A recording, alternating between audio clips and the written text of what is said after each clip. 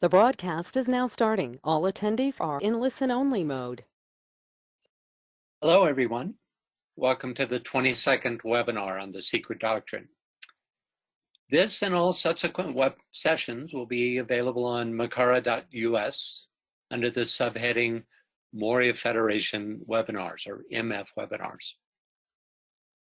Okay, as is our habit, let's begin by checking in on HPB and Colonel Olcott. Last month, we found them still in Amritsar, home of the Sikhs and their magnificent golden temple. We catch up with them this month amidst the Ghats of Benares on the shores of the Ganges. Could we get a reader? Two readers, actually, one for this page and one for the next. Okay, let's start with Yvonne, and then, yes, Walter, please, for the second page.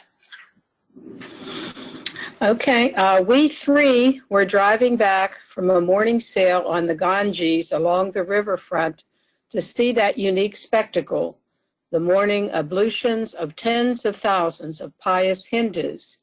They crowded the steps of the crumbling ghats and half-ruined palaces that lined the river's edge. They sat praying on the wooden platforms, sheltered by awnings or palm leaf roofs. They stood knee-deep in the water. They beat their washcloths on the stone steps. Ascetics smeared their bodies with sacred ashes. The women polished with mud their bright brass jars until they looked like new gold, filled them with Ganges water, and walked away with them on their left hips. Okay, that's actually washed clothes. There was no E in there. There's a big part. I was there in 1985, and a lot of what goes on there is the washing of clothes. Okay, thank you. Yes, they thronged the burning ghat, where corpses were being consumed on the pyres and others waited their turn, and the morning sun shone bright on sparkling brasses, red cloths, white turbans, and the seething multitudes that pressed up and down the broad staircases that rose to the level of the crowded city streets, while peacock-proud, quaint craft rode at their moorings or floated down the stream. Such a scene is visible nowhere else as this at holy Benares in the early hours of the day. What makes it more impressive is the fact that this same scene has been repeated daily from earliest ages, such as it is now it was when Krishna Avatara moved among men. But how long it will survive no man can foretell.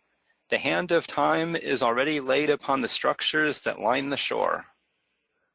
So this was written in 1885. I was there in 1985, and it pretty much looked as he described it.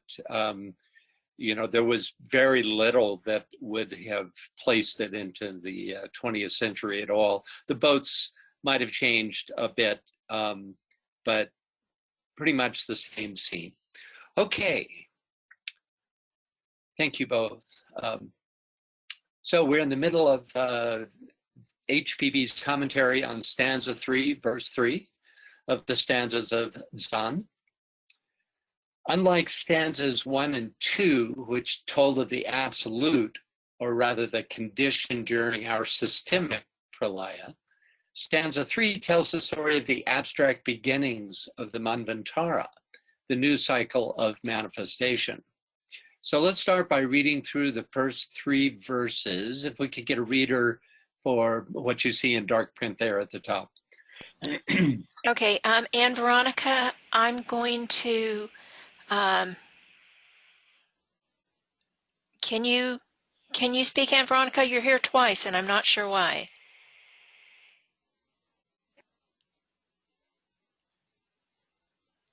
Can you hear me? Yes, Yes. now we can. Hello. I'm on the phone and it will be a bit difficult. One moment. The last vibration of the seventh eternity thrills through infinitude. The mother swells, expanding from within, without, like the bud of the lotus. The vibration sweeps along, touching with its swift wings the whole universe, and, oh God.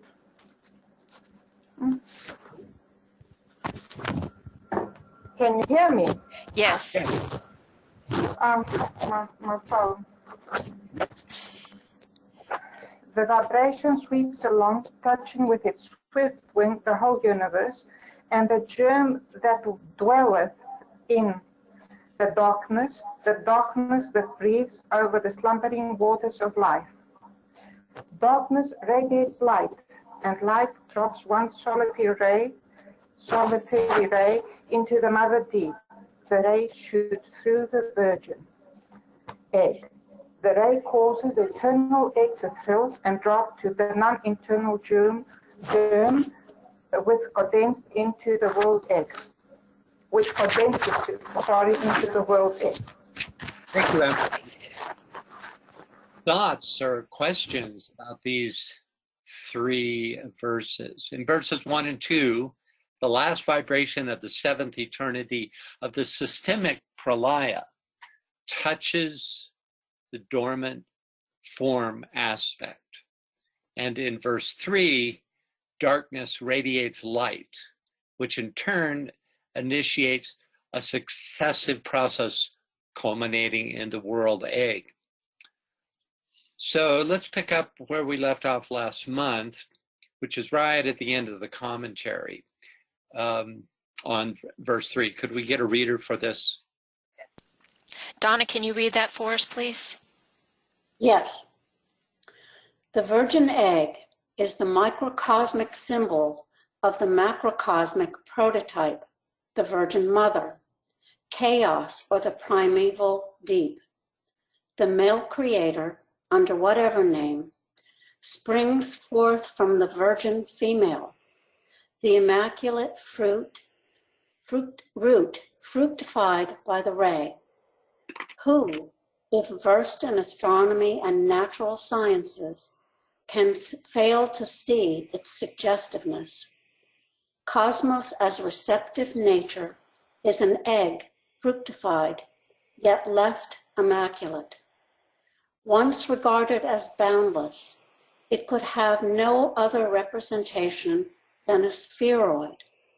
The golden egg was surrounded by 7 natural elements: ether, fire, air, water. 4 ready, 3 secret. It may be found stated in the Vishnu Purana, where elements are translated envelopes and a secret one is added, Ahamkara. See Wilson, Vishnu Purana, Book 1, page 40. The original text has no Ahamkara. It mentions 7 elements without specifying the last 3. See part 2 on the mundane egg. Okay, could forget about those references for now. Are there any questions or thoughts about the main part of this verse? The idea that the virgin egg is a microcosmic symbol of the macrocosmic prototype, for instance. Any thoughts or questions? In the first sentence, HPB equates the male creator springing forth from the Virgin Mother with the fructifying of the root. In the language of the verse, this is the ray shooting through the virgin egg, which initiates creation in 2 stages, the non-eternal periodical germ and the world egg. This commentary gives some insight into the mystery of the Virgin Mother, who, though she, quote, drops a non-eternal germ, is, in HPB's words, left immaculate, that is, unchanged and thus virgin, for she is and ever remains undifferentiated mula prakriti, which is undifferentiated substance. Esoterically, black-faced goddess figures specifically reference this primeval matter or matter. The last couple of sentences refer to the world egg and the elements or envelopes surrounding it. Quote, 4 ready, 3 secret. Elements that act as envelopes are probably referring to planes and subplanes whose matter, DK teaches us, is expressive of one of the primordial elements, air, fire, water, and earth. Ahamkara, one of the secret elements, literally means the I maker or the creator of selfhood. So, one version of the Vishnu Purana includes the I maker principle, whereas the original does not. The 3 secret elements probably refer to the higher ethers, though it's not an exact correspondence, for all these elements are more primordial than those that make up the cosmic physical plane as we know it. So any thoughts or questions about this section? Yes, Donna has her hand up. Go ahead, you're still unmuted, Donna. Oh, you know, I'm sorry. I thought I checked that off. My question about ahamkara was answered. Okay, yeah. So thank you. Right, it's, yeah, and it's, you know, she doesn't elaborate. It's interesting that this would appear among the elements, you know, the idea of the creator of selfhood being an element like fire or water is unusual. But it's, you know, worth noting that it didn't appear in the original Purana. So, Can you hear me? yeah.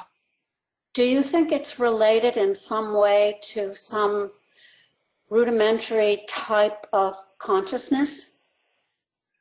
Oh, what, the I maker, the ahamkara? Yes. Well, you know, since we have to consider it in the idea of it being an element, it would suggest that the presence of that element would facilitate awareness of the self. That is, of course, with a capital S, which, you know, it is said of the Buddhic plane that those elements participate in the nature of union, of course, which is union between the higher and the lower self. So that's about as close as I could get without, you know, studying it further. Sure, makes sense. Thank you. Yeah. So if the world egg is seen as applying to our Earth scheme, these 7 elements would be those that would manifest on the A globe of round 1, chain A, you know, the very, very first globe following Pralaya. And here it's illustrated. I've made an enlargement in the upper left corner. It's the globe with a little arrow pointing to the very first globe. That's the A globe, or the first globe. First globe, first chain, literally the first iteration of the Earth scheme, right? And thus would bear little resemblance to the elements of air, fire, water, and earth of our present globe and chain. The same could be said for the nature of the planes and subplanes, the lowest of which would be completely undeveloped and uninhabited during this primordial globe A period, right? Okay, so having gained, we're just picking up at the very end of the commentary there on this 3rd verse. Very important verse. You know, it's the coming forth of light, basically the initiating of light from darkness in this verse. So having gained some insight through HPB's commentary, let's refocus on the verse itself. There are at least 5 stages of becoming described here. First, we have darkness radiates light. That's the big event of this verse. Second, light drops one solitary ray into the waters, into the mother deep. Third, the ray shoots through the virgin egg. 4, the ray causes the eternal egg to thrill and drop the non-eternal periodical germ. And finally, 5, which condenses into the world egg. The first 3 stages describe the subjective part of creation.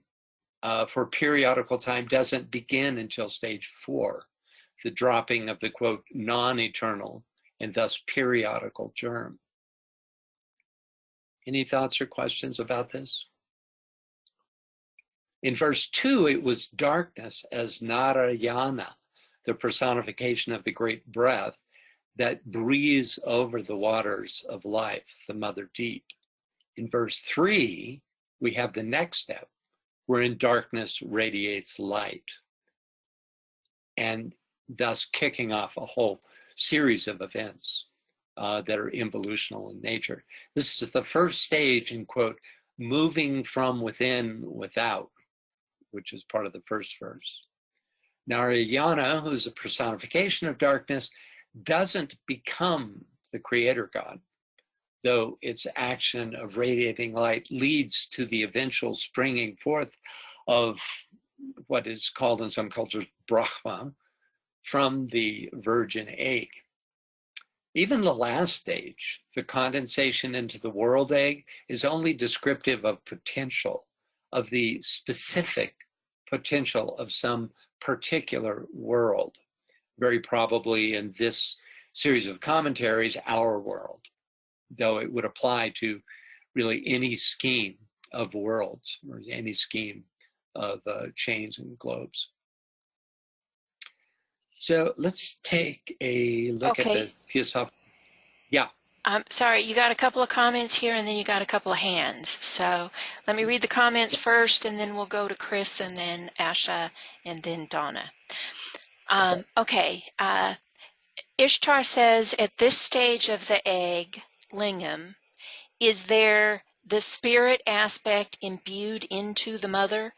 If so, is it now that consciousness appears as in spirit plus matter equals consciousness?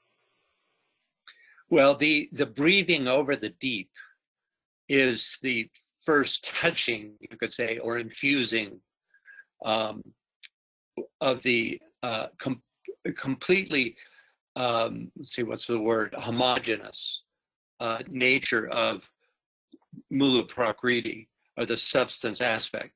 That's the first, and that infusing is indicated by this idea of the thrill, right? And if we were to go back to the early verses, you can read the effect of this breathing on the waters of the deep. So yes, but it's really through the light dropping that consciousness begins to come into being, but not consciousness within individuated singularities such as ourselves.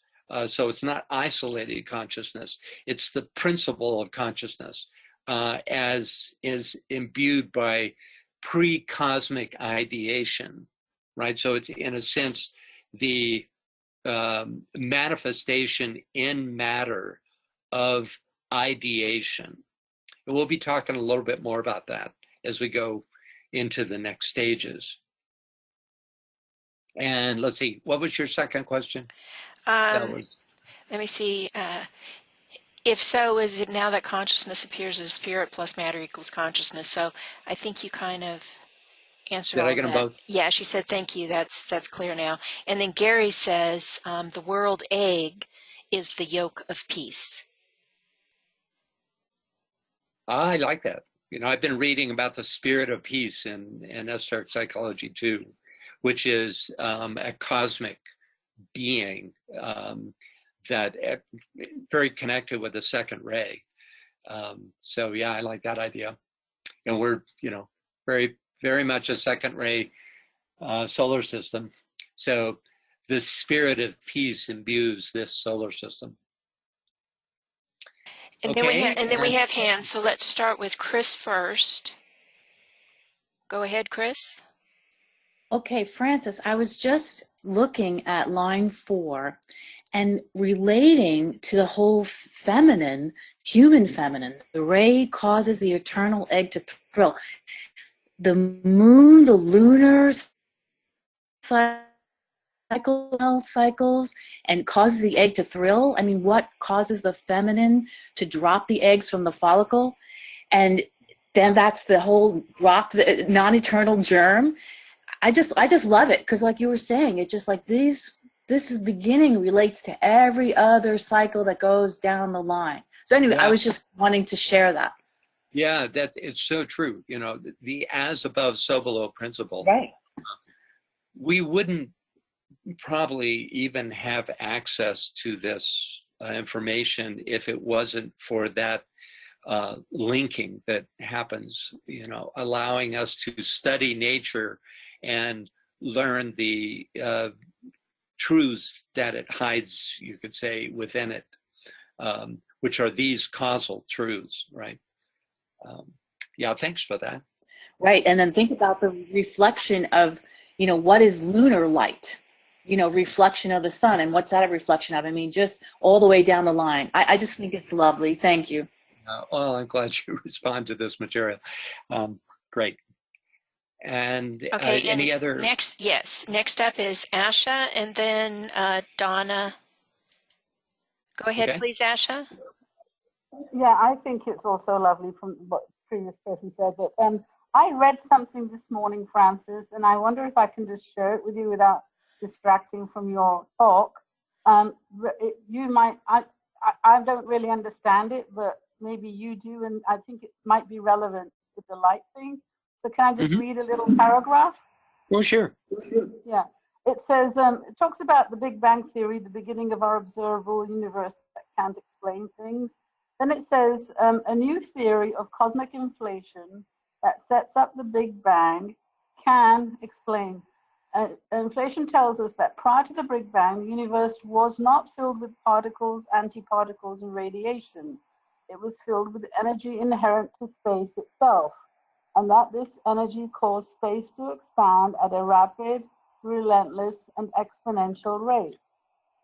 And what I know to be known as the outbreath of Father, Mother, God's eternal flame, speaking spiritually and esoterically. And then it goes on to say, as inflation or outbreath completes itself, all of that energy inherent to space itself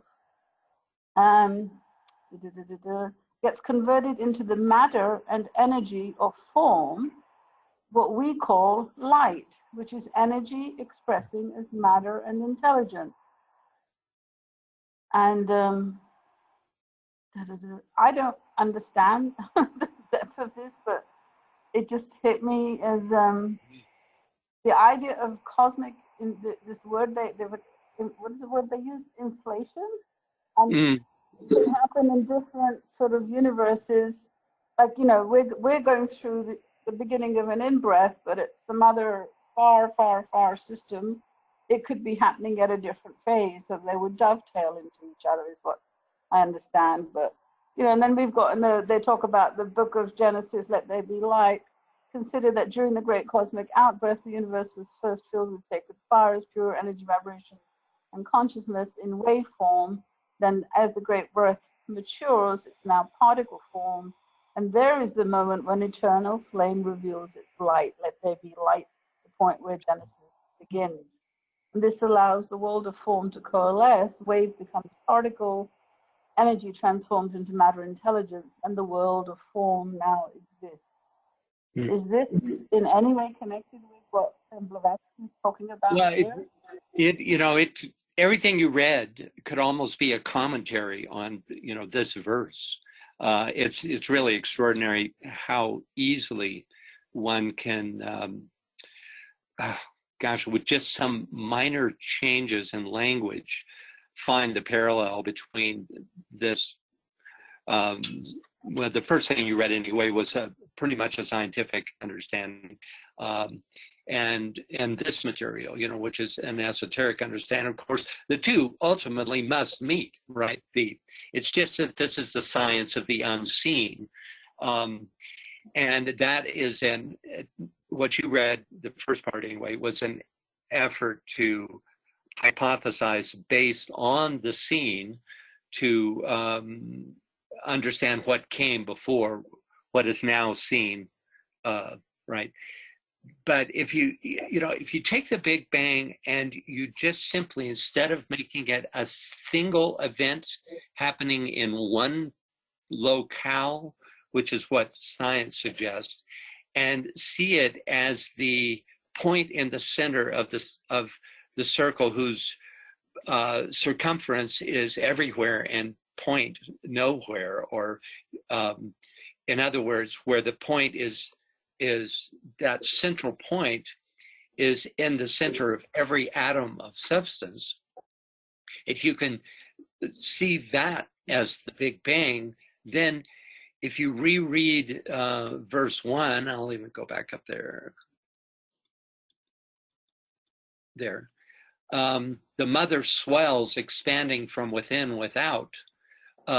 You can see that the parallel is very much that, and they were talking in what you read about it being before particle, which is just energy anyway, that it was energy that it was in a more they call it inflating state. Is that right? I read that as expansion, but I think it has some other connotations. But it's definitely goes along with the idea of moving from or expanding from within, without, right?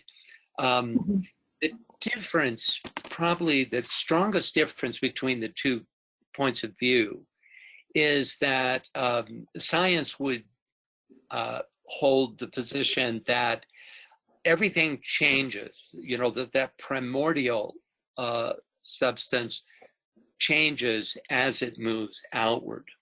Whereas the esoteric point of view is that the virgin egg remains virgin. That is to say, that primordial state is unaffected by that, by the dropping and of that, and by that which it drops.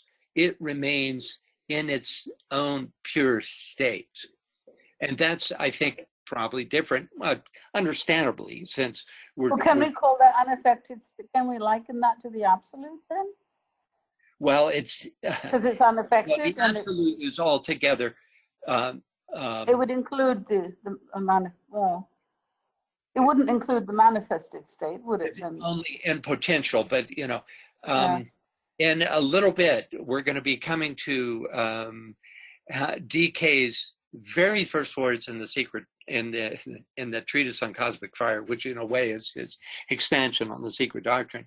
And he said, there's this boundless, immutable principle, and then there is the manifested universe, right?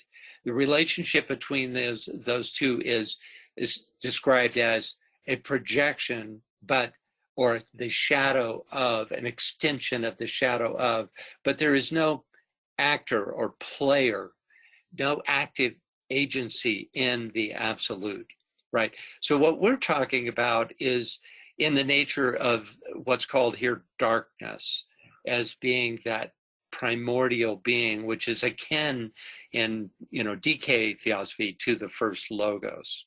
Okay, so that is that remains unchanged after it drops the light, and the effect of the light on the virgin egg renders that virgin egg unchanged, which is interesting, because the changed aspect is that which the virgin egg drops, which is the periodical, say, non-eternal germ, right? So the ray causes the eternal egg to thrill and drop the non-eternal germ. which is not, interestingly, an egg. It's a nexus of energy, which condenses into the world egg.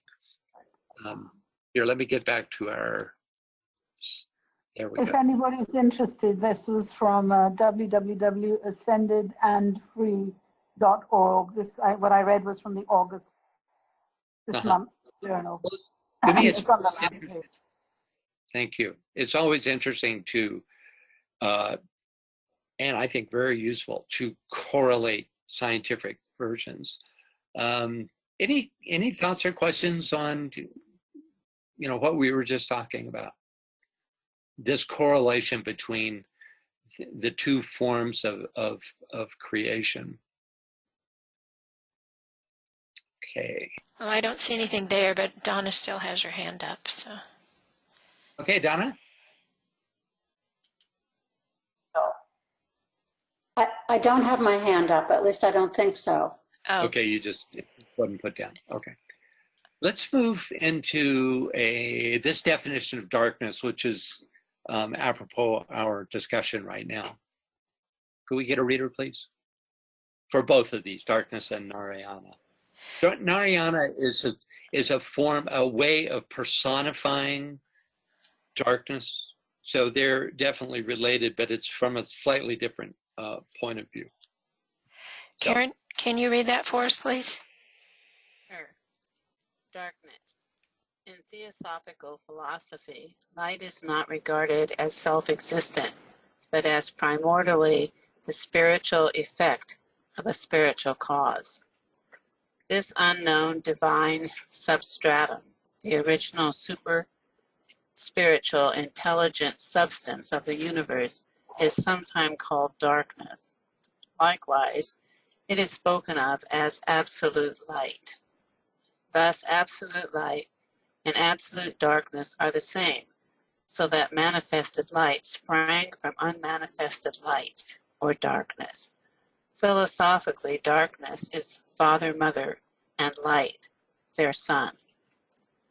Night or darkness preceded day and light in cosmogony, as is recognized in Genesis, where darkness broods over the face of the deep.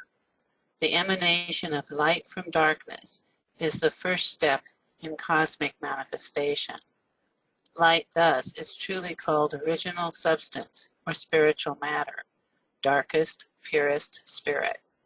Synonymous with this darkness are Ein Sof, the boundless, the bridgeless abyss, the unmanifest, the ever-invisible robes of the eternal parent. Narayana, Sanskrit from Nara, human, plus Ayana, going. The mover on the waters of space, the darkness that breathes over the slumbering waters of life. In esoteric symbology, Narayana stands for the primeval manifestation of the life principle, spreading in infinite space, or again, the Ishvara, the Logos, the inner guide of all individual souls in the universe. OTG. That's Theosophical Glossary. Online Theosophical Glossary is what that's saying, which I quote a lot from. So any questions about this idea? You can see the relevance of this to verse 3, right? It's really this darkness that is father, mother, and then that dropping of the ray is the sun aspect, right? It says it leaps from the virgin egg. Okay. Any final thoughts or questions on verse 3 before we move on? Donna's got her hand up again. Good. Yes. Yeah, I think it's interesting that physicists now actually believe that darkness is really light. I mean, they see it a bit differently. They see it as the potential of darkness as having the potential to emit and absorb or reflect quanta of light at different frequencies, and is being composed of electrons. But it's really interesting that they've now come to the conclusion that darkness is really light. That's extraordinary. No, I was not aware of that. Yeah. And the idea that it could be electromagnetic radiation that is essentially light that we really just can't see. And it's interesting because DK tells us that light is known by what it reveals. So nothing is being revealed at this in the stage of darkness. Right. Of course, that's from the perspective of the form world, which we inhabit. From this perspective, darkness reveals nothing because we don't have the faculty to know what it is and what it could reveal. Right. Yeah. And it also has a lot to do with the very fact of consciousness. It's not just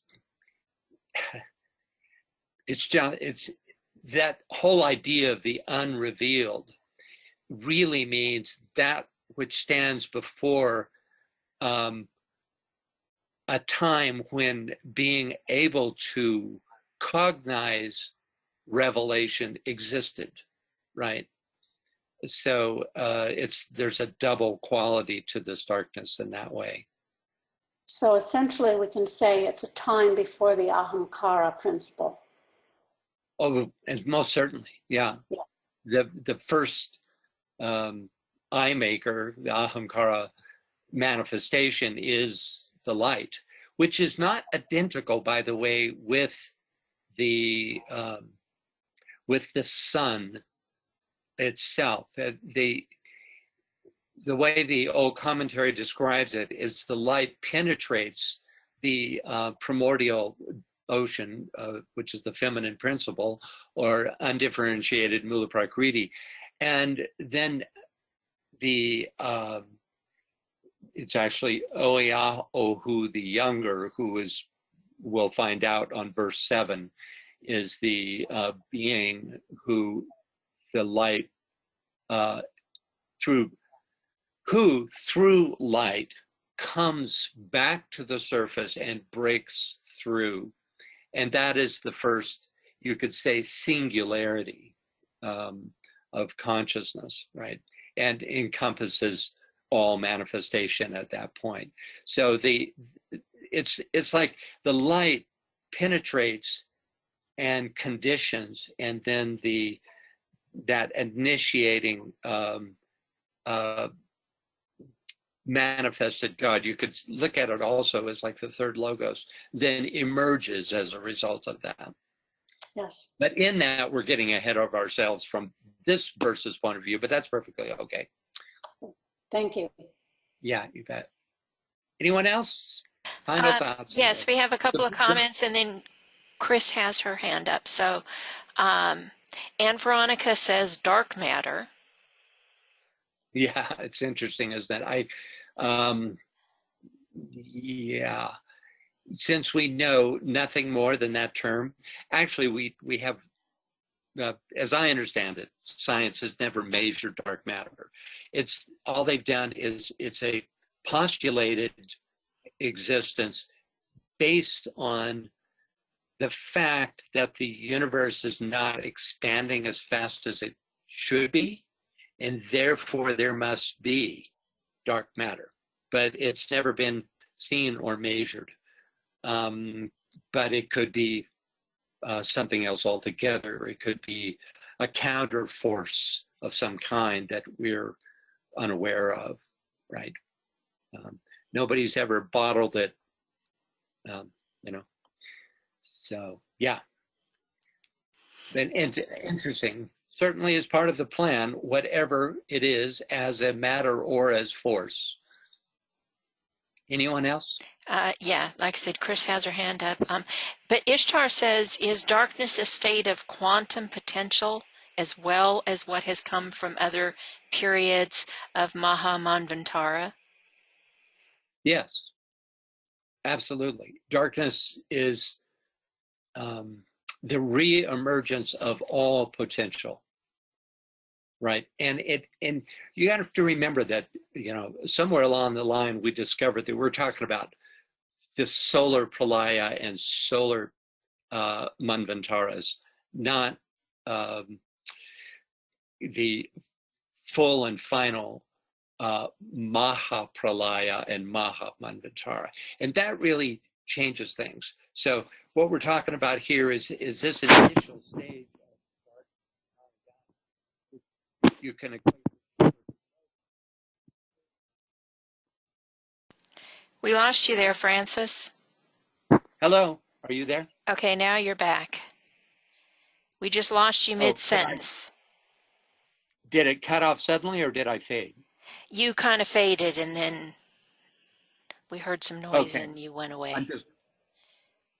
Oh, all right. Well, it's just the connection probably. Okay, anyway, as I was saying, the first logos, you heard the part about darkness being a function of this solar pralaya and solar manvantara, not of that Maha Pralaya, where all is absolutely dissolved into the absolute. So that this is a kind of conditional darkness that is related to the first logos of this solar system, not of the capital T, first logos of all manifestation everywhere. But of course, they're related in their functionality and the way they work. But it carries the seeds of all that has gone before, for instance, in our case, of the previous solar system. Does that answer your question? She says, so I guess it does. Oh. Yes, she says yes. Okay, so let's go to Chris. Not as good as aha, but you know. I'll Go ahead. take the Go ahead, please. Okay, I wanted to make a comment about the Ein Sof, because in Kabbalah you have Ein, which means no, nothing, not. Ein Sof. So Sof is the lantern.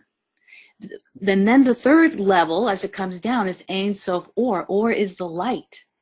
So you talk about the movement from Ein Sof to Ein Sof Or. That Or is now the light is being emitted.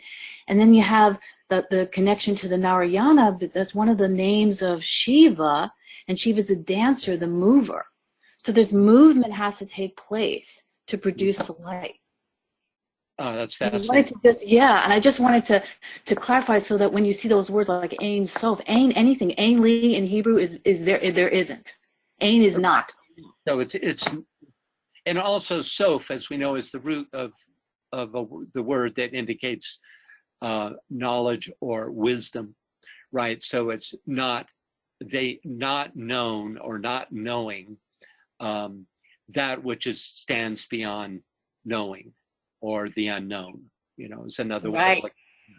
Which is why I love that it also means lantern, because it's like you said earlier, I mean, we can't see it. We don't have the lantern to see it. We don't have the wisdom to see it. Yeah. It's cool. It is cool. And when the light finally drops, then we come to that, you know, throw in a whole other system related to the one you're talking about, which is the tree of life. Then you get to Kether, which is that highest point of the Trinity that stands above the septenary. And that's the receiving. That's what? The receiving. The receiving. No, yeah. Thank you. Well, thank you for that. Yeah. So then basically the whole system starts anew with that Kether, which is its own father-mother principle that then breaks down into the separated father-mother principles. And we'll explore that later as the verses reflect that. Okay, on to the no less provocative verse 4. Yes, is there another comment or question? Well, I just saw a hand come up but then go down again, so okay. Okay, that's all right. If you pulled it down because I went on, that's okay to comment at any point. So, did somebody have a comment? No, not that I see right now, and I don't see any hands, so. Okay, so then the 3 fall into 4.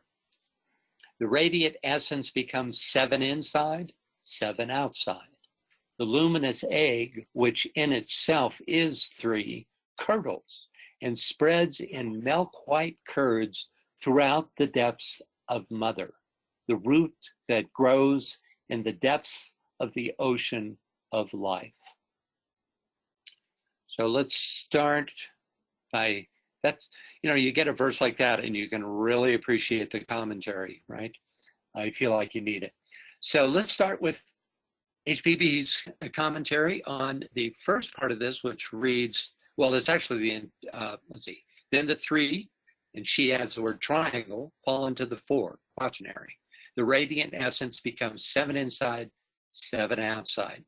And that's the part that this commentary is addressing. Could we get a reader, please? Lynn, can you read that for us, please? Lynn, are you there? Yes. Yes, I am. Can you read Can that you hear me? Yes. Yes.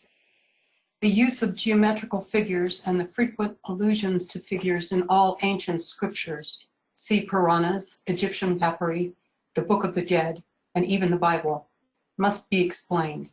In the Book of Dzyan, as in the Kabbalah, there are 2 kinds of numerals to be studied: the figures, often simple blinds, and the sacred numbers, the value of which are all known to the occultists through initiation. The former is but a conventional glyph, the latter is the basic symbol of all. That is to say that one is purely physical, the other purely metaphysical, the 2 standing in relation to each other as matter stands to spirit, the extreme poles of the one substance. Okay, thoughts or questions about this commentary? The last phrase, that one is purely physical, the other purely metaphysical, the 2 standing in relation to each other as matter stands to spirit, the extreme poles of the one substance. It suggests that number, with the capital N, absolutely determines how creation unfolds. Both the depth and breadth of creation are determined by the number and what comes from it, including those numbers and geometric figures that in and of themselves are descriptive of philosophical tenets, whereas the breadth of creation can only be described and thus cognized by what HPB calls conventional glyphs, the numbers we use as daily counters. If you like this sort of thing, you might notice that the verse where, quote, 3 falls into 4 just happens to be stanza 3, verse 4. Total coincidence, right? Curiously, HPB doesn't deal with the philosophic nature of 3, 4, and 7 in her commentary on this verse. So we'll take a closer look at the occult significance of these numbers after we consider her commentary. Let's take a look at the next short paragraph. Can we get a reader for this, please? Okay, I'm going to call on Ann Veronica, but first let me read what it is that she says, and then after you discuss that, you guys can talk about it. Okay, she says, is there only one way my concrete mind can explain all of this? We are 3-dimensional beings, or 4 if we put time in as a dimension. So all of this for me to explain is energy seeping from a higher dimension to our 3 dimension. Just like the atom we saw on our last webinar that comes into existence as energy moves forward and in spirals and lo, behold, matter is. Right. So to answer the first part of your question, there are as many ways of understanding this as there are spiritual disciplines, because you find that all these spiritual disciplines have their own ways of describing these primordial events of the creation of the universe. My opinion is that HPB and DK's theosophy are one of the more complete ways of describing this, but there are many other ways. Most of them tend to use metaphor a lot more than theosophy does. Is one of the reasons I prefer this. Nothing wrong with metaphor, but this is, in my opinion, a little more revelatory. But these stages are so far beyond anything that we can directly experience that, in a sense, even just regular English language becomes metaphorical, because for instance, we call this being, this organizational aspect, the number, which is part of the breath, as well as being an entity in and of itself. And yet none of that really can put us in awareness of what this reality is.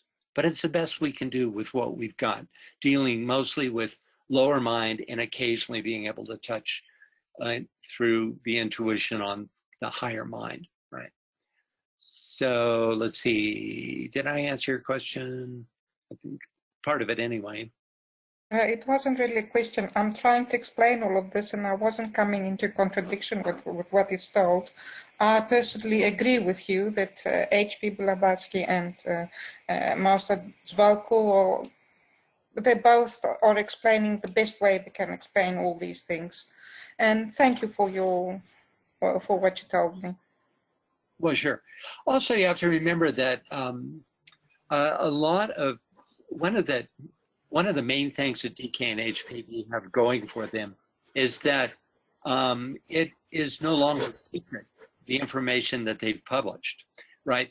A lot of this stuff exists in secret at the heart of certain traditions, right? But you have to be initiated in those traditions before you can find out these kinds of realities.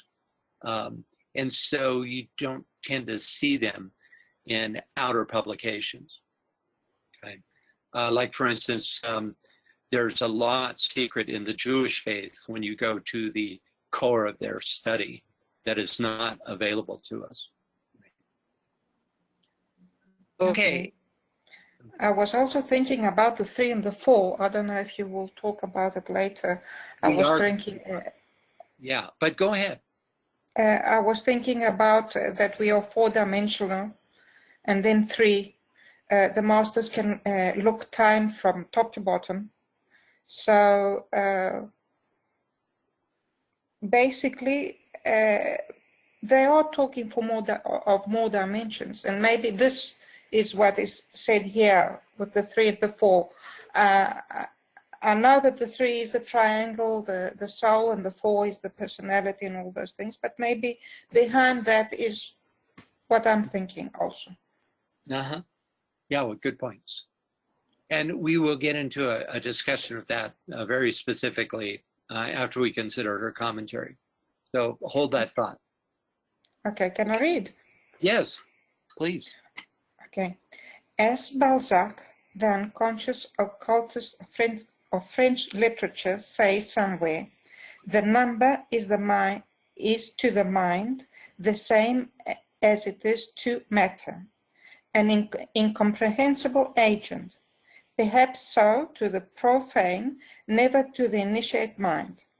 Number is, as the great writer thought, an entity, and at the same time, a breath emanating from what he called God and what he called the All, the breath which alone could organize the physical cosmos, where not obtains its form, but through the deity, which is an effect of number. Thank you. So, thoughts and questions on this incredibly provocative paragraph. Of course, mind, as referenced by Balzac in the first sentence, is certainly lower mind, to which number is an incomprehensible agent. Remember, it's that subjective aspect of number that he's talking about. Because there's no way that the inherently dualistic subject-object limitation of lower mind is capable of comprehending the origins of number, whose conditioning influence we see defining all aspects of our physical world, but nonetheless it remains hidden within that physical world. Or I should say beyond it. HPB then adds that to the initiated mind, the various agencies of number, which stand as the root of all ideas, are progressively revealed. Right, that's a place where she corrected Balzac's understanding. So the commentary then tells us that number, with a capital N, is an entity and is at the same time the principle inherent in the great breath, which, quote, alone could organize the physical cosmos. So this primordial being called number must contain within itself a kind of causal design from which issues all idea, all structure, all functions, in short, all that organizes and conditions the manifested universe, including all deities, whose scope is specifically circumscribed so as to serve some portion of the purpose of its parent, which is number. Nonetheless, number is itself only a manifesting agent, making extant the purpose of pre-cosmic ideation through the deities it creates. So a question arises here. Is this entity called the number Narayana, which is darkness and father, mother, or the sun that springs forth from the virgin egg? My bet is on the former, who breathes over the slumbering waters of life.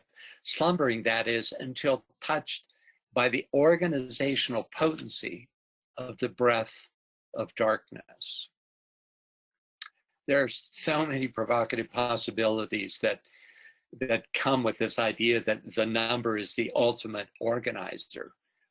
For example, it suggests that the plan itself is an expression of the number, that all our creative endeavors are actually outer demonstrations of some configuration of numerical potencies. This becomes a little less disconcerting when we understand that these substanding numerical determiners are not the figures, the counting numbers that represent our bank balance or monthly mortgage, but rather self-aware spiritual potencies that facilitate all potentiality. The five-pointed star flashes above the head of the initiate because he or she has aligned with the specific potency of the number 5. This number is the kingdom towards which the initiate strives, and which carries within it the ratio of the golden mean, which is in turn the determining ratio of much of the form life on our planet. So then the flashing forth of the five-pointed star is not just a symbol of some specific initiation, but also indicative of one of the fundamental potencies involved in that initiation. Thoughts or questions? Yeah, we have a couple of questions and then we have a hand up. Ishtar says number is a divine rule, and then she changes that to say divine law. Yeah, and further than that, it's a divine entity. That's what is revealed in this. It's a great primordial conditioning entity, and you could say that it uses the law aspect to condition, right? You could say that the law is breathed forth. It's really quite trippy if you think about it. Anyone else? Yeah, Gary says God pulls a number on us. LOL. Beautiful. Thank you for that. And then let's see, Chris has her hand up, and then Antonella. So go ahead, please, Chris. I was thinking about how in the Hebrew letters are numbers and the whole idea of the entity. When I was a little girl, I had a very close connection to the Hebrew letters. They, to me, were like little people, and I would have conversations with them. So to me, it was very clear that there was a consciousness there. And then I think about how, you know, you say in the Bible that Adam named everything. Yeah. So this is, which are numbers, which are creation. Yeah. And then you talked about the five-pointed star. And I remember years ago, my first understanding of that was in a dream state. I experienced the vibration. So now we're connecting letter, form, vibration, number, vibration of the number 4. It had a feeling, it had a taste, it had a color. I mean, and I physically, mentally experienced that. So this movement, so then we get back to the Narayana, the movement, these entities, it's like consciousness takes form as the entity, and the Hebrew letters come from the scintillating darkness. The letters themselves are darkness, but scintillating. Scintillating is like the thrill, it's the movement. Yeah. So anyway, just comment on, you know, the intensity of the idea of entity, that they are living consciousness. It's extraordinary, isn't it? Yeah. Yeah. And, you know, we really have to divorce ourselves from our usual way of approaching number, you know. In some way, I feel like I got cheated when I was, you know, growing up, because there was absolutely no talk of this, no understanding of the subjective side of number. You know, so 2 and 2 is 4, you know, ho hum, right? But if I had been given some awareness of the potencies of these numbers philosophically, I would have immediately been much more interested in it all. And I think many of us, you know, experienced that kind of arid quality of numbers as pure counters. Not that it doesn't have its, you know, exciting aspect. You know, I'm appeasing you 5th grade types in there, but certainly even that aspect, the extraordinary ways in which numbers could be manipulated, is enhanced, must be enhanced by the subjective nature of number, right? Okay, any other thoughts or questions? Still have several hands, but Gary goes on to say, which I have had in cloud, always in cloud above the house, a 5-pointed star that is perhaps NASA have laser scribble thingies.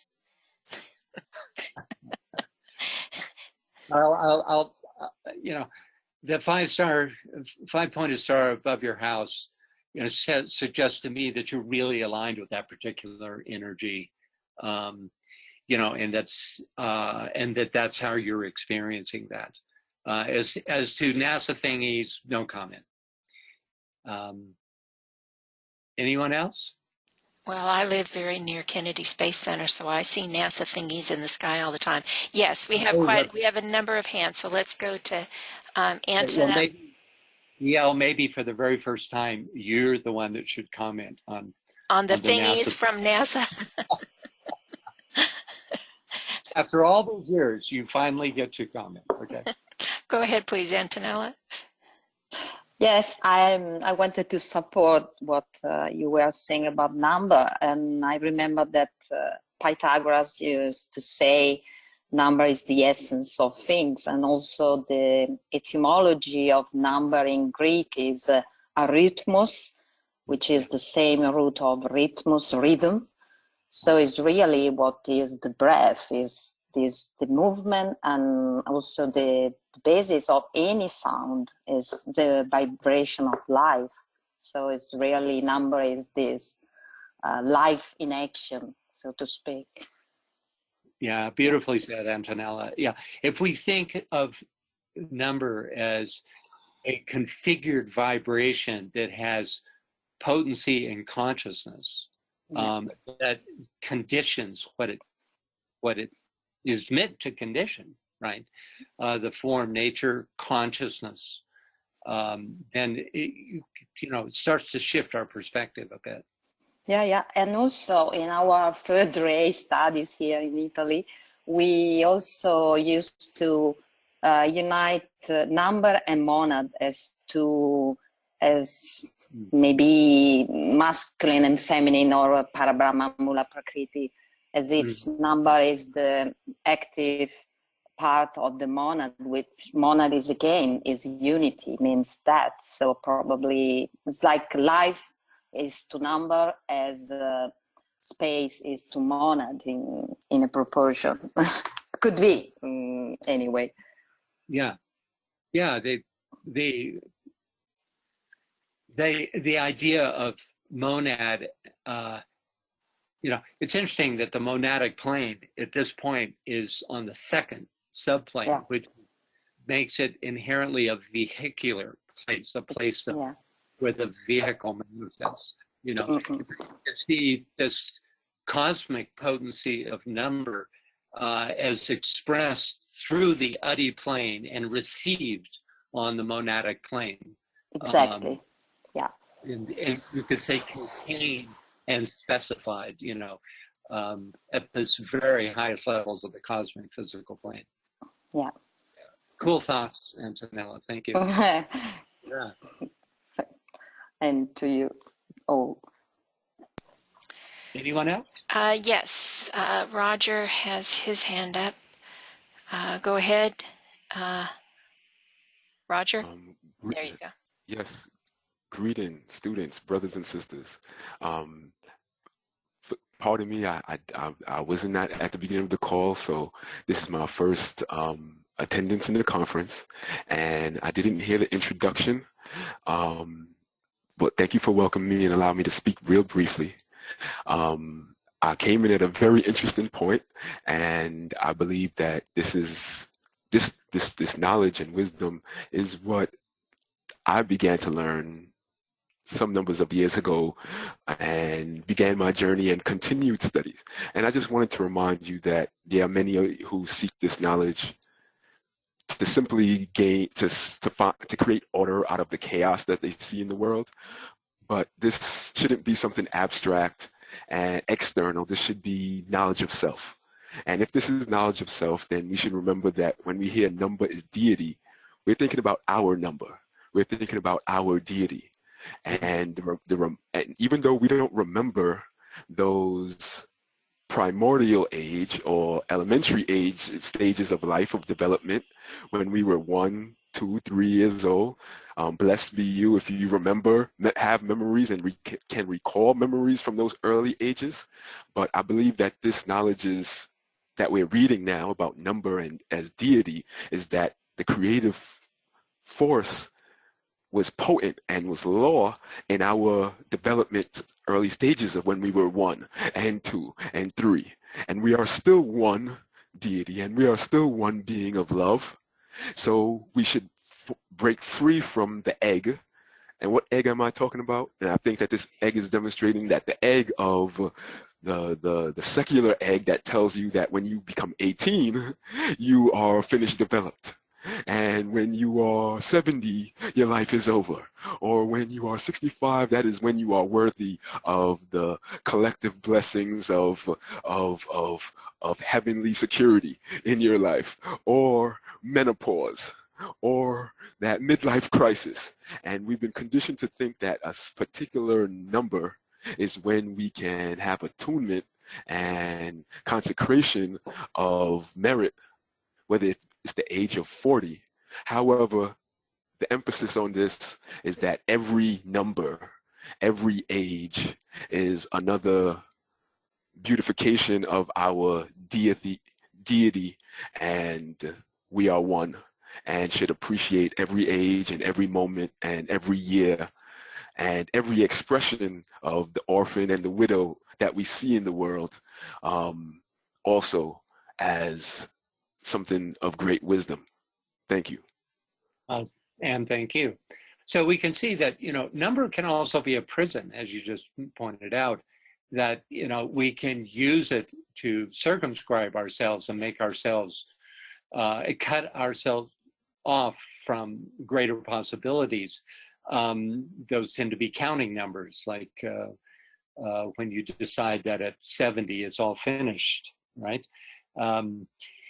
But if you see it as a continuous expansion and unfoldment into greater and greater possibilities that are conditioned by number, then you can reverse that trend. So any other thoughts or questions before we move on? I don't see anything right now. Do you need a reader for this new page? Yes, that's the next part. Okay, all right. Chris, can you read that for us, please? The smallest and the most intense creations, are they not to be distinguished from each other by their quantities, their qualities, their dimensions, their forces and attributes, all begotten by number? The infinitude of the numbers is a fact proven to our mind, but of which no proof can be physically given. The mathematician will tell us that the infinitude of the numbers exists, but it's not to be demonstrated. God is a number endowed with motion, which is felt, but not demonstrated. As unity, it begins the numbers with which it has nothing in common. The existence of the number depends on unity, which, without a single number, begets them all. What? Unable either to measure the first abstraction yielded to you by deity or to get hold of it, you still hope to subject to your measurements to the mystery of the secret sciences which emanate from that deity? And what would you feel were I to plunge you into the abysses of emotion, the force which organizes the number? What would you think were I to add that motion and number are begotten by the word, the supreme reason of the seers and prophets who in the days of old sensed the mighty breath of God, a witness to which is the apocalypse? Okay, thank you. So thoughts or questions on Balzac's quote? The first three statements are straightforward enough, suggesting that the infinitude of number cannot be proven. So for simplicity's sake, let's focus on the rest of the quote. The next sentence reads, God is a number endowed with motion, which is felt but not demonstrated. Given the earlier commentary on this verse, I think HPB would reverse the causal order of Balzac's three nouns, God, number, and motion, saying instead, from motion, which is the great breath, issues number, from which then begets deity. Balzac's next two sentences read, as unity, it begins the numbers, with which it has nothing in common. The existence of the number depends on unity, which without a single number begets them all.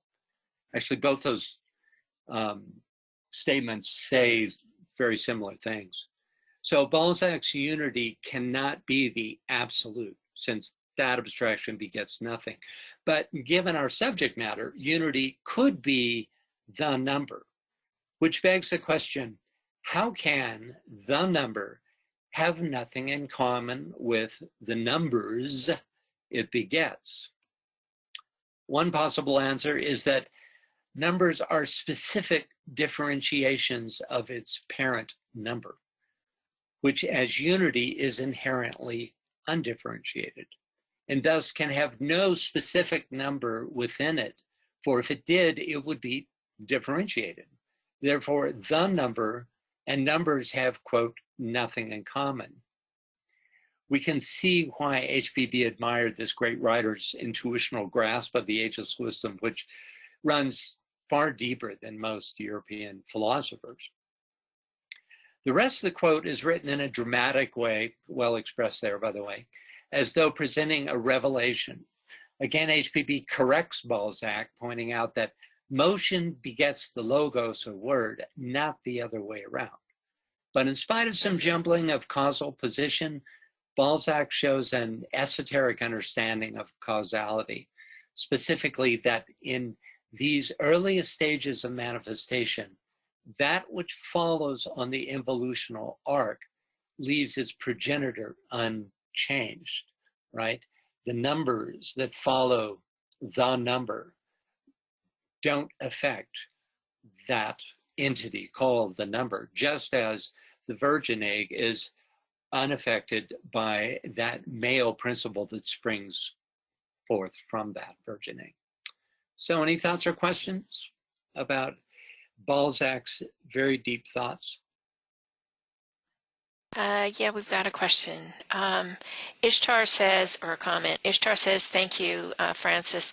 The number suggests in these quotes as being an archetype associated to the number, which if we think of numbers in a machine, such as a computer, metaphoric manvantara, we have a holographic reality.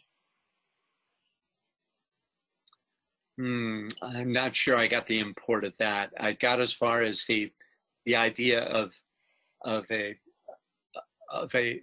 very interesting idea of the of computers' own little manvantaric reality, but I'm not sure that number as the number manifests anywhere in the realm of computer. I'm thinking as fast as I can here, trying to imagine if that is the case, how it would be. It is supreme commander, all in capitals, of that lesser form of number, right? As manipulator, it's unparalleled, right? But it doesn't seem to be able to cross the line into the subjective aspect of number, as I understand it. Oops, I'm sorry. She's saying binary code is numbers in a computer. Here, let me, yourself, there you go. Go ahead, Ishtar. Hi, Francis. I'm sorry I don't talk very well. I've got such an abstract, disconnected mind that I confuse everybody.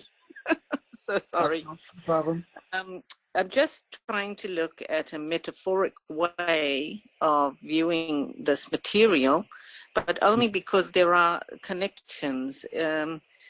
If we look at our computer world, at the base that runs a computer is the binary code, and it's noughts and ones, noughts and ones. Right. And it's basically programmed through those numbers. So connecting a few numbers will give it a function.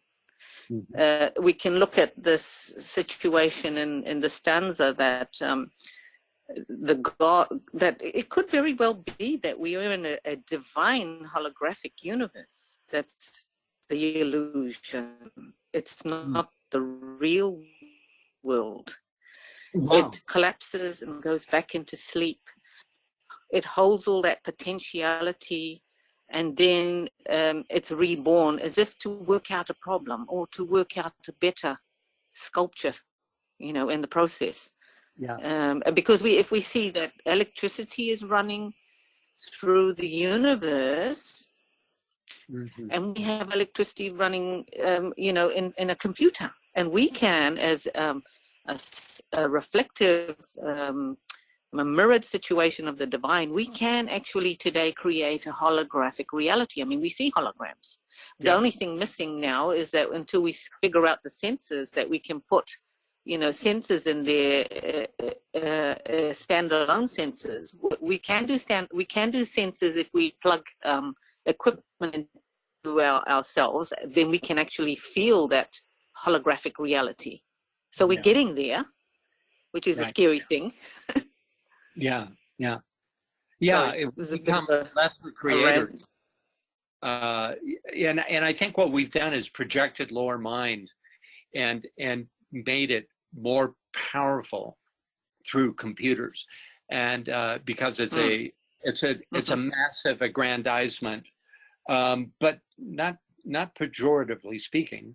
Its expansion might be a better, where it's a massive expansion of our own consciousness at lower mental level, right?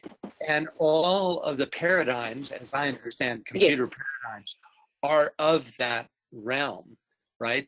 But there's some fascinating parallels, like the idea that the whole thing is driven by electricity, just like the whole universe is driven by Fohat, which are, except for the very lowest level, is all a higher form. It's a living, it's electricity imbued with life. It's the life force circulating through the universe, just as metaphorically electricity circulates, you know, through a computer.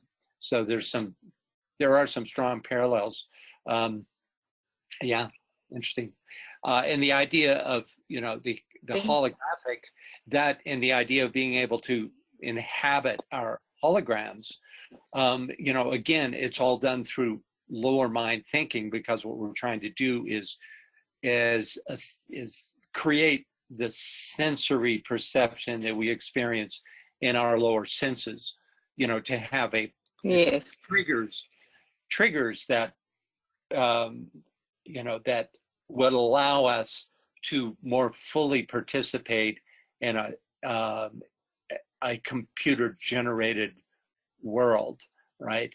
And this could lead to extraordinary threshold kind of experiences, you know, that could, for instance, I think, stimulate first of all, the imagination, but maybe eventually possibly the intuition that would, you know, thrust us into higher states of consciousness. You know, like biofeedback, which I've used on a computer through heart math, which allows you to immediately know when you're in these, I mean, to literally be able to track your alpha state, you know, and thus maintain a certain state of at least physically measured awareness, you know. But there's something inherently, the quaternary seems to inherently limit the computer, because it is a child of our lower mind. That's right, absolutely. But it certainly is, how can I say, a very dim reflection of a greater divine mind and a divine creation, isn't it? And because we're in separation, we can only grasp the limited tools to view what can't be viewed.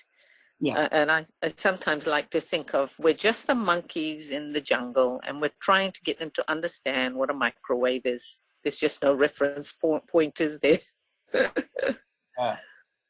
Exactly.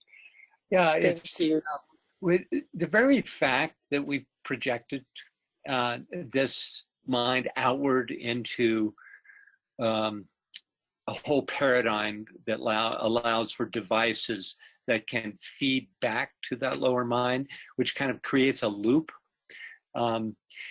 is in itself an extraordinary step forward, you know, in consciousness.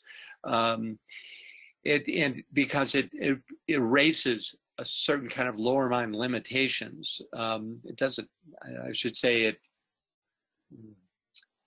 it expands our proficiency to such a phenomenal degree that allows us to place our attention, if we're predisposed to do so, you know, at in other endeavors, right? So it can be an extraordinary tool in that way. Anyway, thank you for that. True. Anyone else? Thank you. Yeah, you're very welcome. Yes, Anyone else? we have a couple of hands and we have some comments. Okay. Let me see. Anne Veronica says in TCF, Master DK says that when we say that a 5-pointed star, that means that the initiate is a master of 5 energies, and so on. Interesting. Yeah, I don't remember that quote. So we're a master of 5 energies. Well, of course, it makes perfect sense, doesn't it? 5 interrelated energies that have a common unified central point, which we're able to express. Okay. Interesting. And then she also says, we as mathematicians say that the set of all sets isn't a set, because if it was a set, it must contain itself. Oh wow! Well, you're in a different kind of terra firma that is not so firma for me, but I understand that philosophical idea of that. So, as an example, thank you. Anything else? Yes, Chris has her hand up. Go ahead, please, Chris. So I wanted to connect the idea of the holographic universe and what you said about the masters and the brain states. They discovered that in the tradition of naming the levels of ability, the first level is Swami. And Swami indicates that you can maintain a delta wave state for 15 minutes uninterrupted. That's the minimum, 15. And what they discovered in some of the mental health psychiatric hospitals was that the schizophrenics, I believe it was, they believed they could walk through walls, they could cross the street and said, don't worry, the car will go through them. They discovered that they would slip into these delta states for 7.5 minutes. So exactly half of the 15. So they were beginning to experience the reality of the holographic, whereas the masters complete the rest of the way and realized you shouldn't stand in front of the car, but that you could. And maybe if they stood in front of the car would go through them. I don't know, just interesting. Thank you. Yeah, that's absolutely fascinating information, brought to us, no doubt, by computers, you know, since I'm sure. Well, the brain is the big computer, right? That's right. The ability to measure delta waves, I'm sure, was you know, used through computers. That is really fascinating.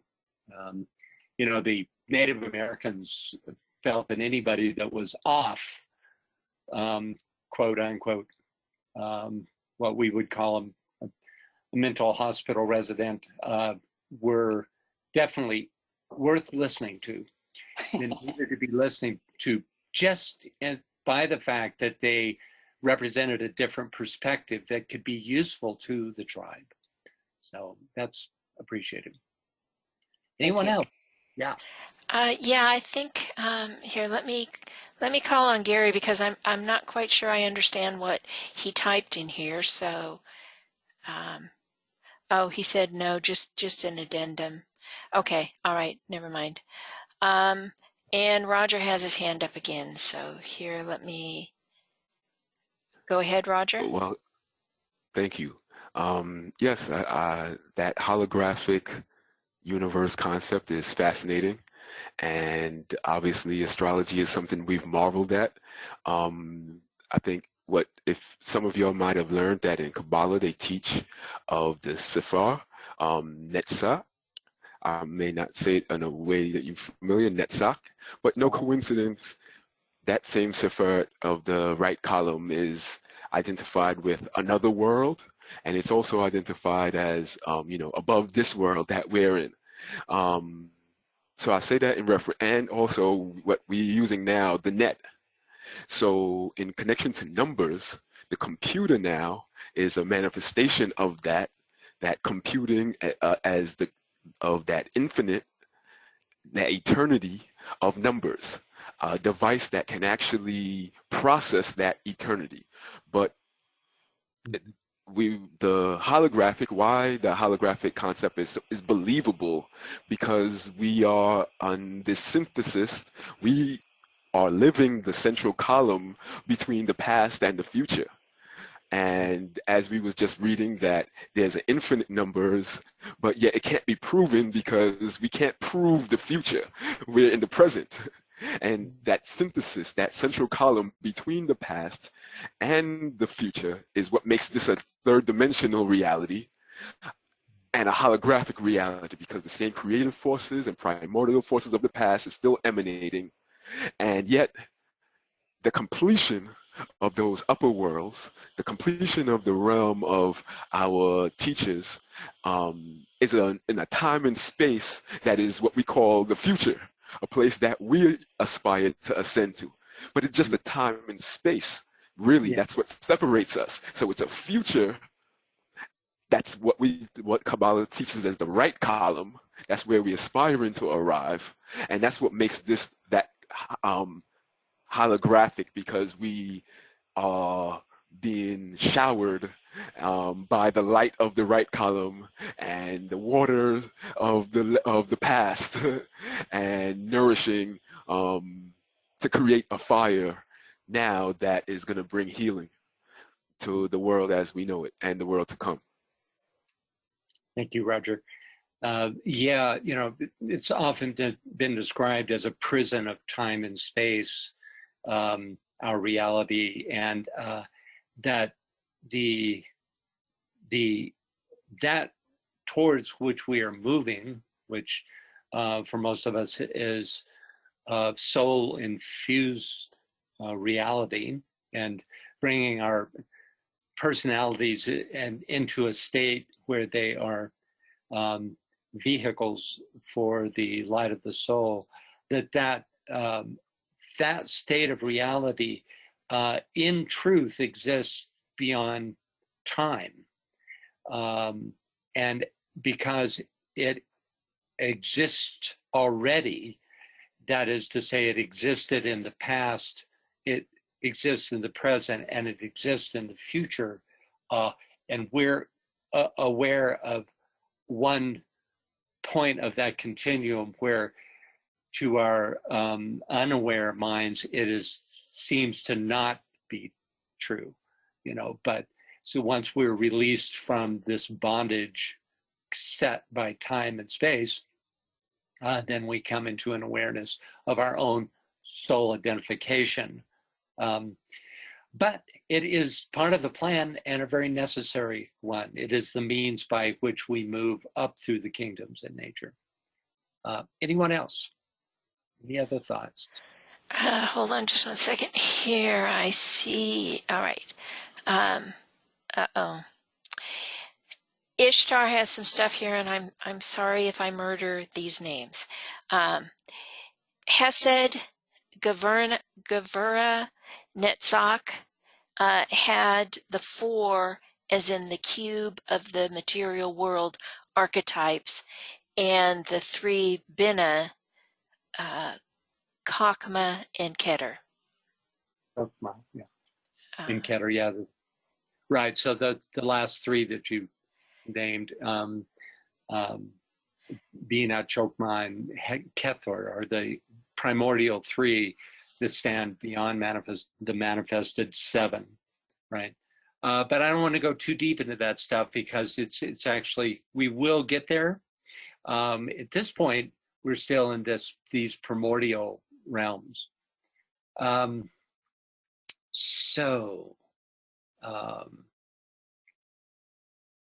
me catch up with, okay.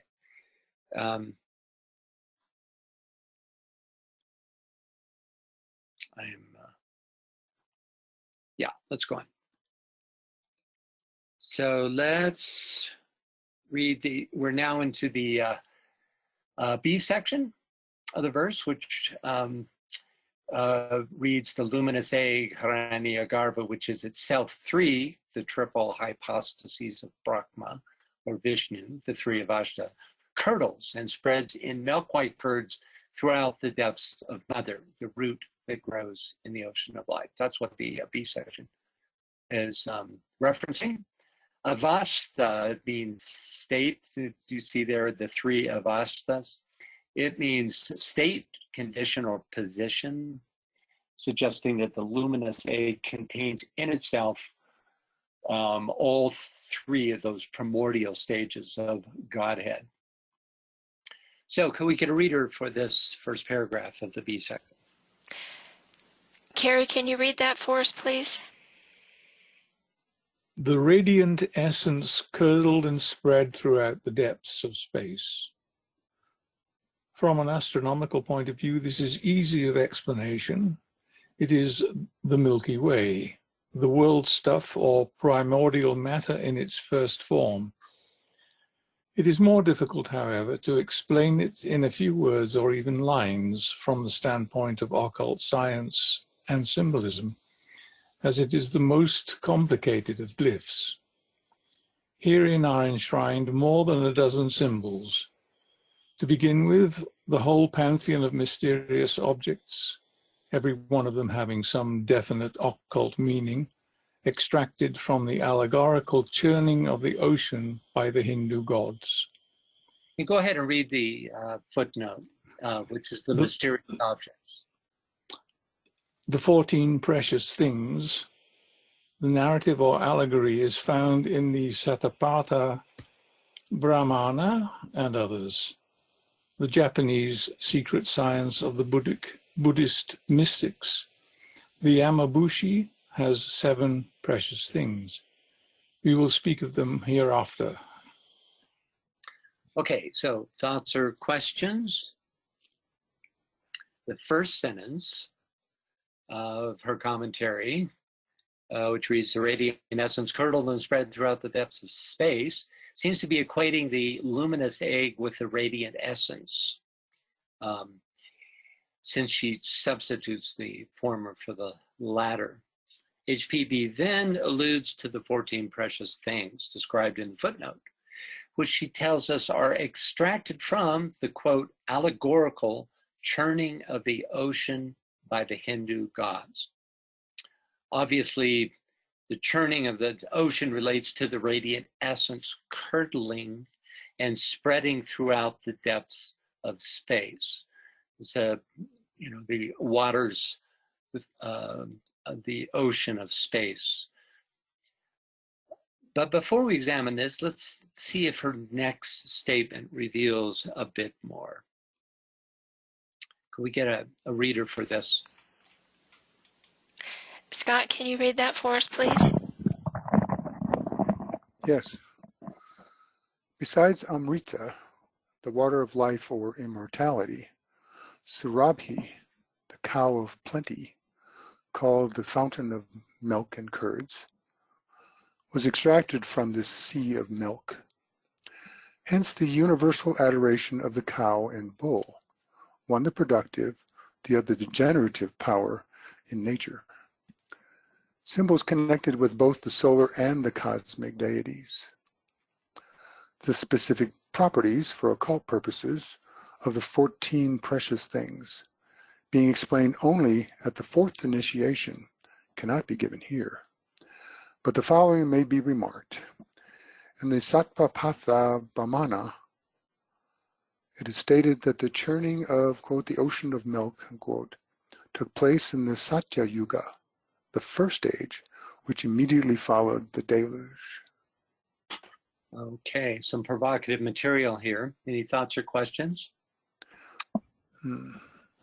Let's take a look at a few photos.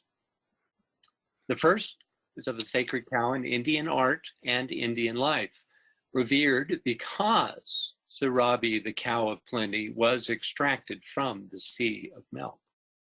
You know, it's interesting because it's extracted from its own from the form of nourishment that it itself produces. In that sense, they are one, so it's extracted from it. Then we have the contest between the Devas and the Asuras while churning the sea of milk, which yields Amrita, the waters of life, along with the 13 other precious things. Vishnu himself presides from atop the churning stick, which is Mount Meru. Note Karma Avatara, the tortoise Avatara, a descent of Vishnu, and considered to be the sustainer of life at the base of the churning stick. Next, the same scene stretching the length of an entire gallery at Angkor Wat, kind of emphasizing the extraordinary importance of this myth. Another bas-relief depicting a hierarchical viewpoint. And here we see that the churning rope is actually the primordial seven-headed serpent of wisdom, Vasuki, more commonly found bearing Brahma above the waters of chaos. Churning the sea of milk is not a tug-of-war, but rather a cooperative effort, which was made possible by a temporary truce between the Vedic gods and the Asuras who opposed them. Certainly, the nature of the motion while turning the Meru churning stick with the seven-headed serpent by the Devas and Asuras, the archetypal pairs of opposites, has deep esoteric implications, not available to the casual reader. I did some exploring online, looking for some deeper explanations of this myth.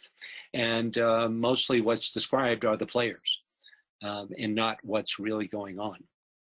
Notice the submerged tortoise. You could just see its outline there. And the cow of plenty swimming for shore there on the lower right. And finally, we have a modern representation, but still with Devas and Asuras, cow of plenty, tortoise, serpent, and the Meru churning stick. Very popular myth. An article in the Encyclopedia Britannica lists the 14 precious things that emerged from the Sea of Milk. But, you know, since we know that these are all blinds, since, you know, you don't get to know the nature of these precious things until the fourth initiation, we'll just read the last one, which is Dhanvantari, the physician of the gods, who rose up out of the waters, carrying in his hands the supreme treasure, the Amrita. Okay, with that little interlude, let's get back to the commentary. We can see that churning the sea of milk, which is the primordial substance, is key to Hindu creation mythology. Any thoughts or questions about this? In this section, Yes. we learned that both, yeah, okay. Go ahead. Go ahead, Chris. Yeah, I was just thinking about how you churn butter out of milk. If you ever watch it, it's you use a stick in a long, you know, barrel. I watched it in Tibet, and they're churning it, and so you get something solid from something liquid. Exactly. So the idea of the form, you know, coming about, and then of course you can. A lot of the altars, they, especially in Tibet, they make little effigies and things out of butter. You know, different forms. You know. Yeah, I never put that together. Right. Yeah. Yeah. Yeah. Oh, you can. Yeah, that's connected. Yeah. Yeah. That they use butter and it being, you know, in a sense, the direct solidification of spirit. You know, that's great. So we can see that the churning of the sea of milk, which is the primordial substance, is key to the Hindu creation mythology. In this section, we learned that both the radiant essence and the luminous egg are sources of Amrita, the water of life, which spreads throughout the, quote, depths of mother, or the form aspect. This source of life and immortality is symbolically associated with the sea of milk, produced by the primordial male and female principles symbolized by the cow and bull. One, quote, the productive, the other, the generative power in nature. Let's take a look at a couple of theosophical glossary definitions. Can we get a reader for, let's divide it into one reader for Amrita and churning of the ocean, and then another for Karma Avatara. Okay, Scott's got his hand up. Yeah, Scott. So go ahead and talk, Scott. Okay, I will. The obvious reference astrologically here to all of this is this sign of Taurus, the sign of the bull. You wonder, well, how does that work into this? Well, if you work with Aries being that primordial ray that thrills, that's the descent of Aries into the form of Taurus. It's seen astrologically here in a very big picture, bigger than you normally look at it, but it begins the cycle. Oh yeah, and then you have duality with the third sign. Yeah, the differentiation there into two, and hence number begins there. Yeah, so here, this is primordial to that. Yeah, it's two stages of the one, you could say, before you go to two. Yeah, I'm really glad you brought that up. That's it would be interesting to look at Taurus in this light, wouldn't it? I am sure it's been done. I'd have to go look through some books to find it, but I'm sure. Yeah, I'm sure. Yeah, you can bet, especially in Vedic astrology, this is probably the whole codified form of knowledge. Since this myth is such an important part of Hindu mythology. Okay, great. So could we get readers for, as I say, one reader for the first two, and then a second reader for the third? Walter, can you read that? You're self-muted. Yeah. Oops. There you go. Yes, there we go. So starting with the first one? Yes, first and second, please. Yes. Amrita, Sanskrit, the water of life or immortality, the ambrosial drink or spiritual food of the gods. According to the Puranas, Ramayana, and Mahabharata, Amrita is the elixir of life produced during the contest between the Devas and Asuras when churning the milky sea, the waters of life. Churning of the ocean, the agitation of milk separating the uniform fluid into butter and buttermilk is used as a figure with various applications, but chiefly to a stage in cosmogenesis when the one cosmic substance becomes differentiated into the cosmic curds. By this churning, according to the Hindu tale, is produced Amrita, the cosmic soma, the fluid of immortality, but inevitably at the same time is produced Visha, poison, this being the polar qualities in the cosmic forces, and likewise in ethics, good and evil. The ocean of milk or life, space, is churned by the gods, the radiant essence curdled and spread throughout the depths. It is said in the Satapatha Brahmana that this took place in Satya Yuga, but the reference here is to cosmic yugas, a period before the Earth's earliest formation. The allegory, however, may apply to the initial stages of cycles of various magnitudes, and has also astronomical and geographical applications to the formation of world stuff out of primary matter. Right, that would be the Milky Way. So, yeah, and new reader for Karma Avatara, please. Yvonne, can you read that last part, please? Sure.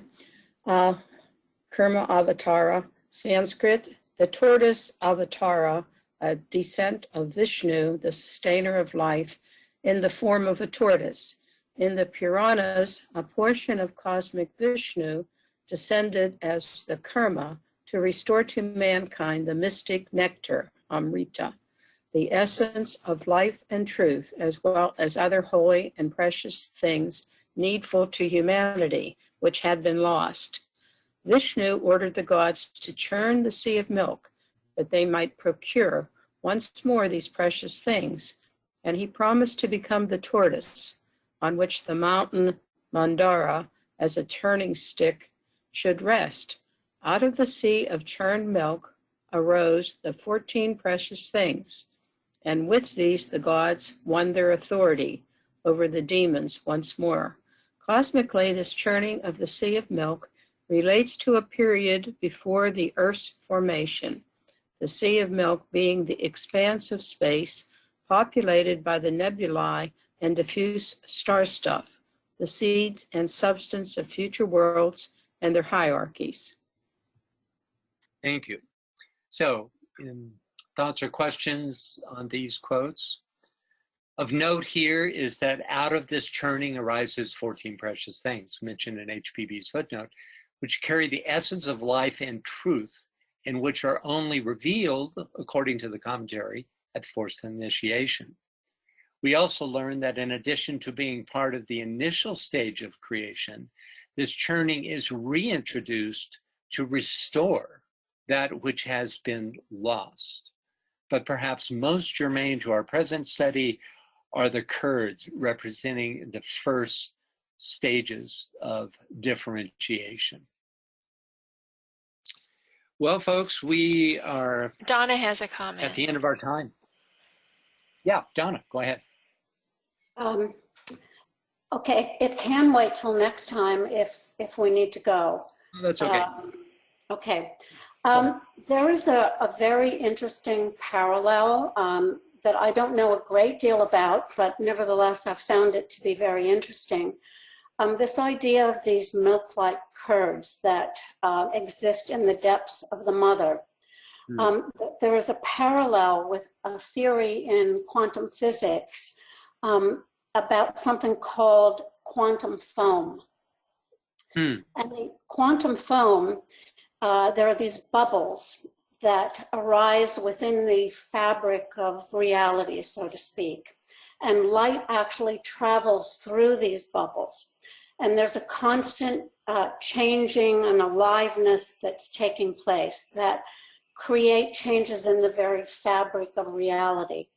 And all of this, you know, is tied in, it seems to me, with the idea of the thrilling that takes place within the mother as it spreads throughout the whole feminine form. And this idea of the agitation of the milk. And I just find it very, very interesting. Yeah, it is. These parallels to me are quite exciting because it suggests that these fabulous metaphors could actually be metaphors for great scientific truths. Of course, you know, quantum exists on physical and sort of quasi-physical levels, but through the as above, so below concept, we can see that, you know, it could have a direct relationship on these primordial levels. Yeah, thanks for bringing that forward, Donna. It's really interesting. Sure. Well, folks, that's going to do it for today. We'll start on the B section of verse 4 next time. And until then, and I think we're good with the third week of September. Isn't that correct? Yes. Yes. Yeah. The So Secret Teaching of All Ages on September 1st, and then the next Secret Doctrine on September the 15th. Yeah, thanks for the plug. Secret Teaching of All Ages has gotten off to a rousing start, but not so rousing that you couldn't, if you weren't a part of it last time, that you couldn't jump in because we're still in the very first part of the introduction, talking about philosophers of old, very specifically Greek philosophers, and the ideas that these great beings, some of them masters, like Pythagoras and Iamblichus, put forth, right, and are quite parallel to some of the ideas that we're looking at here. So if you're interested, please join us on September 1st, the first Sunday of every month, for Secret Teaching of All Ages, Episode 2. Until then, I'll see you all next time. And thanks very much for joining us. I always appreciate it. It's a pleasure to host these webinars. So bye for now. Bye, everybody.